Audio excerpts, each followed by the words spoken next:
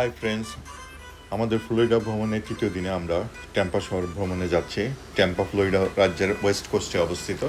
শহরটি জানা বোঝার জন্য একটি ট্যুরিস্ট কোম্পানির গাইডের সহায়তা নিয়েছে। 4 সিটের একটি গল্ফ কার্ট একজন গাইড চালিয়ে শহরটি ঘুরিয়ে দেখাবে। আমাদের সাথে আরও দুজন ট্যুরিস্ট ছিল।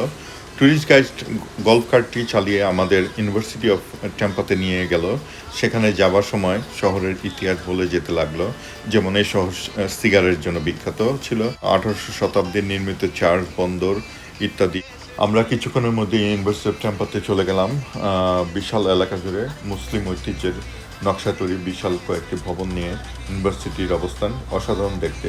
ভবনের সামনে চত্বরে একটি তৈরি করা অসাধারণ নকশা জলাশয় ছিল, তাতে ভাসছিল পদ্মপাতা ও ফুল।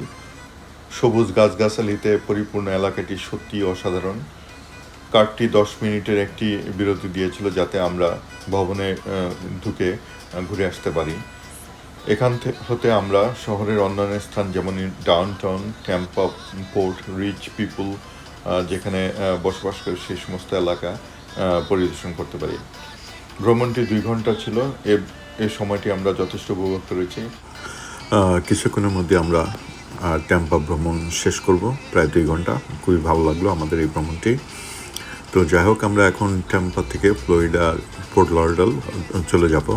তো আমরা দেখতে পাচ্ছেন হোটেলে অবস্থান করবো। একদিন হোটেলে ছিলাম, তো পরের দিন সকালবেলা আমরা বাল্যকালের বন্ধু, স্কুল বন্ধু সালাউদ্দিনের বয়েন্টন বিচ এরিয়াতে সালাউদ্দিনের যে বাড়িতে, সেখানে যাচ্ছি।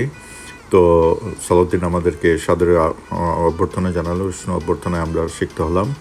সালাউদ্দিনের বাড়ির আঙ্গিনার একটি সুন্দর নারকেল গাছ ছিল, বেশ কয়েকটি ডাব আম পেড়ে আমাদেরকে তৎক্ষণাৎ পরিবেশন করলো। তো খুবই ভালো লাগলো যে এখানে নারকেল গাছ সম্ভবত নিউ ইয়র্কে আমরা পাই না, তো এখানে পেয়ে খুব ভালো লাগছিল। তো যাই হোক, আমরা বেশ কিছু সময় এখানে পার করলাম। তারপর আমরা মায়ামির উদ্দেশ্যে হলিডে বিচ হোটেলে আমরা থাকবো, সেখানে চলে আসছি। আমি জাস্ট চেকিং করে চাবি নিয়ে রুমে চলে আসলাম। বিশাল সমুদ্র দেখতে পাচ্ছেন, দিগন্ত জলরাশি, তো খুব ভালো লাগলো। তো আমরা বিকেলবেলা বের হলাম একটু সিটিটা ভ্রমণ করার জন্য।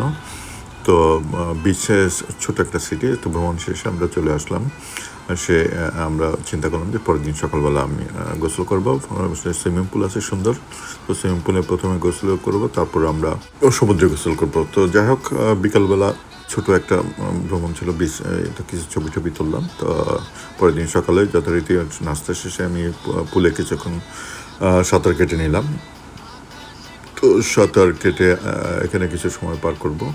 তারপর আমি পিছনের যে দরজাটা আছে, আমার ওয়াইফ জাস্ট ওপেন করলো। তো এটা দেখতে পাচ্ছেন ডানে এবং বামে, এবং জাস্ট হোটেলের সন্নিকটে আর কি, বিচ হোটেল। তো আমরা সমুদ্র পাড়ে চলে আসলাম। তো দিগন্ত জলরাশি, নীল সমুদ্র, খুবই ভালো লাগলো। তো এখানে আমি নেমে পড়লাম অনেক দিন পর। তো ভালোই লাগতেছিল। আমার ওয়াইফ সাঁতার জানে না, তাই ও পাড়ে অবস্থান করতেছিল। তো যাই হোক, আমি কিছুক্ষণ সময় পার করলাম এখানে। চেক আউট করে ডেড কাউন্টিতে যাব। ওখানে 5 সিস্টার ফ্রুটস ফার্ম নামে একটি লিচু বাগান আছে, আর কিছু আম বাগান আছে। আমরা ওখানে যাচ্ছি। রাস্তার দুপাশে সারি সারি আমের গাছ, বাগান, খেজুর বাগান।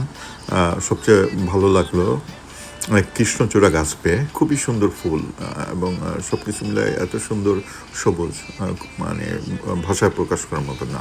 তো যাক, আমরা ছোট্ট একটা গাড়ি থামিয়ে ছোট্ট একটা ফ্রুটস ফার্মে ঢুকলাম কিছু কেনাকাটার জন্য। যাক, কেনাকাটা করে আমরা আবারও লিচু বাগানের দিকে রওনা হলাম। তো লিচু বাগান, কৃষ্ণচূড়া গাছ দেখে আমরা গাড়ি থামিয়ে কয়েকটি ছবি তুললাম। তো দেখতে পাচ্ছেন কি সুন্দর কৃষ্ণচূড়া গাছ, পাশে আম গাছ। তো এক মহিলা আমাদেরকে আম গাছের ছবি তুলতেছিলেন, তখন আমাদের নিকটে এসে 2টি আম উপহার দিল, খুবই ভালো লাগছে। যাই হোক, আমরা সেখান থেকে লিচু বাগানে গেলাম, এবং আমরা একটু হতাশ হলাম, কারণ লিচু বাগানে লিচু ছিল না গাছে। বাট ছোটো একটা দোকান ছিল বাগানের সামনে। তো ওরা আমাকে বললো যে 2 ধরনের লিচু আছে। আমরা সুইট হার্ট লিচুটা খুঁজছিলাম, তো সুইট হার্ট লিচুটা ওদের কাছে ছিল সামহাও। তো $16 পাউন্ড দেওয়াতে আমরা সাথে সাথে 5 পাউন্ড কিনে খেতে শুরু করলাম, খুব ভালো লাগছে। যাই হোক, সেখান থেকে আমরা বিকেলবেলায় রওনা হয়ে লেন্ডারে চলে এসে আমরা রাত্রি যাপন করলাম। পরের দিন কেনাকাটা করব, তাই আমরা শপিং মলে চলে আসলাম।